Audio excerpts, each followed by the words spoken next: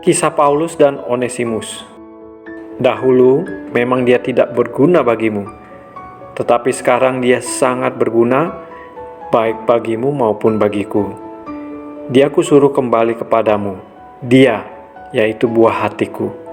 Filemon 1 ayat 11-12. Dalam pelayanannya, Paulus beberapa kali harus mendekam dalam penjara. Meskipun demikian, Paulus tidak kehilangan kontak dengan rekan-rekan pelayanannya.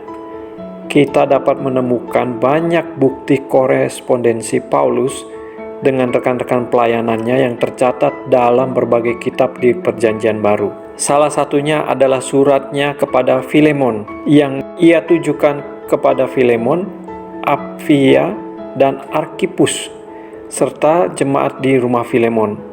Filemon 1 ayat 1-2. Inti pokok dari surat Filemon ini sebenarnya berbicara mengenai pribadi yang bernama Onesimus.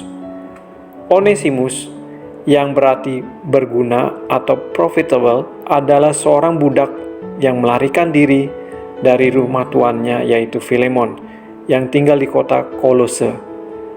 Onesimus kemudian tertangkap dan dipenjarakan bersama-sama Paulus. Pada zaman tersebut, budak yang melarikan diri dari tuannya dianggap sebagai pelaku kriminal. Alkitab memang tidak menceritakan latar belakang sampai Onesimus melarikan diri dari Filemon. Namun yang pasti dalam Filemon 1 ayat 10, Paulus menyatakan dirinya sebagai bapak rohani dari Onesimus. Di dalam penjara, Paulus bertemu dengan Onesimus dan mengasuhnya. Onesimus telah berubah dari tidak berguna menjadi berguna karena dibapai Paulus, sehingga Paulus ingin mengirimnya kembali lagi ke tuannya, yaitu Filemon.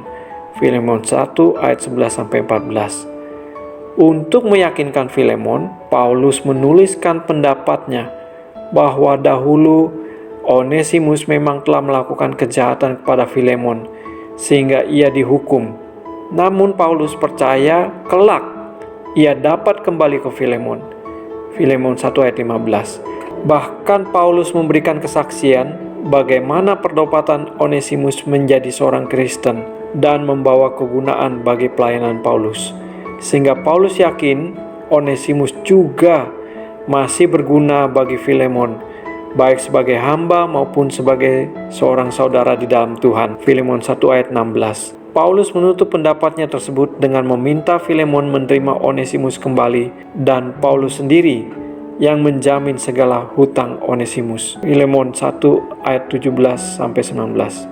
Dalam kehidupan kita, ada orang-orang seperti Onesimus yang berada di bawah pengawasan kita di pekerjaan, pelayanan, ataupun dalam rumah tangga kita, yang memiliki masa lalu yang kelam atau track record yang buruk, sehingga tidak dipercaya lagi. Tapi, jika orang-orang yang seperti Onesimus tersebut bertemu dengan orang yang seperti Paulus, yang mampu menjadi bapak dan orang tua yang mengayomi, mendidik, dan mengarahkannya, pastilah orang-orang tersebut akan menjadi orang-orang yang berguna dan dapat diterima kembali oleh komunitas mereka.